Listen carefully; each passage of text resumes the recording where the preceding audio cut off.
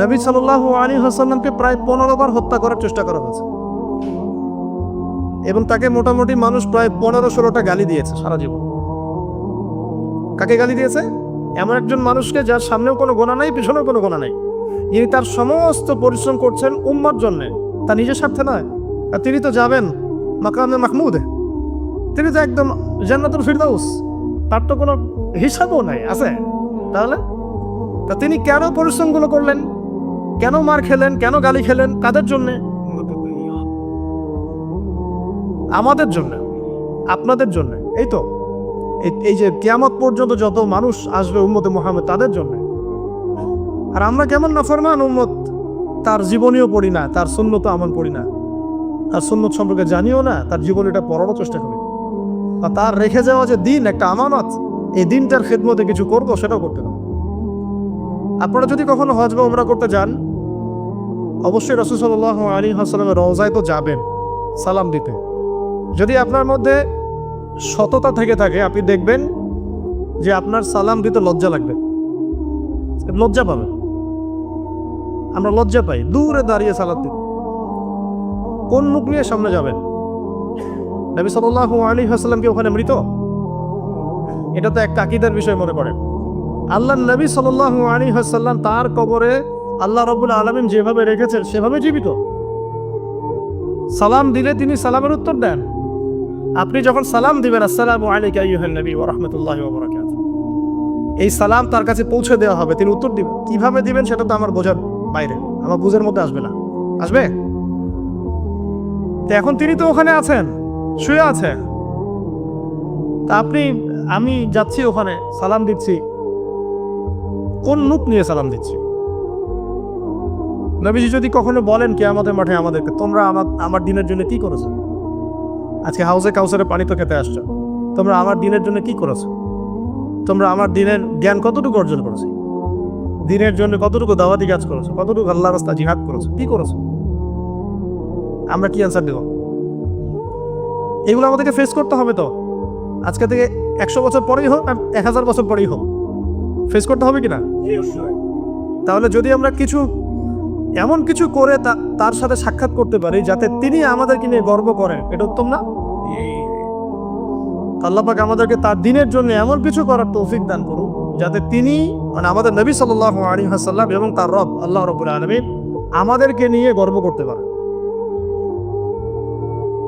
অন্যথায় আমরা এই মুখ কাকে দেখাবো? তো সাহাবীরা এই বিষয়টা বুঝেছিলেন বলেই এত চরম জুলুম নির্যাতন সহ্য করেছেন হাসি মুখে। কেউ কি নবীর উপর কোনো অভিযোগ করেছিলেন যে আপনার দিনের মধ্যে এসে আমাদেরকে মাইর খেতে হচ্ছে? আর আমরা যখন দাওয়াতি কাজ করি, সামান্য একটু বিপদ আসলেই মানুষ যে রিয়াক্ট করে, ভাই ঠিক আছে, এর আগে দাওয়াতি সফরে গেছে, আজ যাওয়ার দরকার নেই, মানে সরাসরি তো বলতে পারে না, ঘুরে ফিরে ফোনও রিসিভ করে না। কেউ যদি আল্লাহ রাস্তায় দাওয়াতের কাজ, দিন প্রতিষ্ঠার কাজ করতে যায়, তার উপর বিপদ আপদ আসে, বিপদ আপদ আসার আগ পর্যন্ত পিছনে থাকে, বিপদ আপদ আসলে আর পিছনে কাউকে পাওয়া যায়। এমন অনেক ওলামায়ে কেরাম বলেছেন যে আমরা জেলখানায় ছিলাম, আমাদেরকে দেখতে পানি পর্যন্ত দিতে যায় না, অথচ যখন আমরা বয়ান করতাম আমাদের বয়ানের সাথে সাথে বলতো ঠিক। বুঝতে পারছেন? সে বাংলাদেশের অবস্থা। এই জন্যই বললাম যে এই জিনিসগুলো যদি সংশোধিত না হয়, বৃহৎ পরিসরে দিনের বিজয়টা সম্ভব না। কি স্বার্থে সাহাবীরা এই ত্যাগটা স্বীকার করেছেন? জান্নাতের স্বার্থে। আমরা নবী সাল্লাল্লাহু আলাইহি ওয়াসাল্লামের সাথে আছি কেন? আল্লাহর জন্য তাকে মহব্বত করে, আল্লাহর জন্য তার সাথে আছে। এবং অবর্ণনীয় নির্যাতন, মানে নির্যাতনের কথাগুলো বললে এখানেই আর কি অনেক সময় চলে যাবে। কোনো সাহাবীর চামড়া পুড়িয়ে দেওয়া হয়েছে, কোনো সাহাবীর জ্বলন্ত আগুনের মধ্যে শুইয়ে দেওয়া হয়েছে, কোনো সাহাবীকে পৈতৃক সম্পত্তি থেকে বঞ্চিত করা হয়েছে, কোনো সাহাবীকে ঘরের মধ্যে বন্দি করে রাখা হয়েছে, কোনো সাহাবীকে শূলদণ্ড দিয়ে হত্যা করা হয়েছে। একজন মহিলা সাহাবীকে, মহিলাদের যে লজ্জাস্থান, এখানে বর্ষা ছিলেন, চোখা বর্ষা নিক্ষেপ করে হত্যা করা হয়েছে। সে সাহাবীর নাম সুমাইয়া রাদিয়াল্লাহু আনহা, সুমাইয়া রাদিয়াল্লাহু আনহা। তো তাদের স্যাক্রিফাইসের সামনে আমাদের স্যাক্রিফাইসের কোনো দাম আছে? এই নির্যাতন চলতে থাকলো প্রায় প্রায় ধরেন 6 থেকে 7 বছর। কত বছর? অমানবিক নির্যাতন।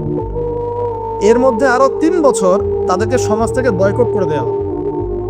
সমাজের কেউ তাদের সাথে মিশবে না, কথা বলবে না, ব্যবসা করবে না, বিয়ে শাদী করবে না, কিছুই করবে না। মনে করেন আপনাদের এই কয়েকজন মানুষকে যদি সমাজ থেকে বয়কট করে দেওয়া, বাড়িঘর থেকে সব উচ্ছেদ করে দেওয়া, তাহলে এখন কি করবেন? কিভাবে চলবেন? খাবেন কি? কোথায় থাকবেন? 3 দিনে আমরা অস্থির হয়ে যাব। 3 দিনে হবে না? 3 দিন কেন, 3 ঘন্টায় অস্থির হয়ে যাব। আর তাদেরকে এইভাবে বয়কট করে রাখা হয়েছে 3 বছর। কত বছর? 3 বছর তারা ছিলেন শিয়ারে আবু তালেব।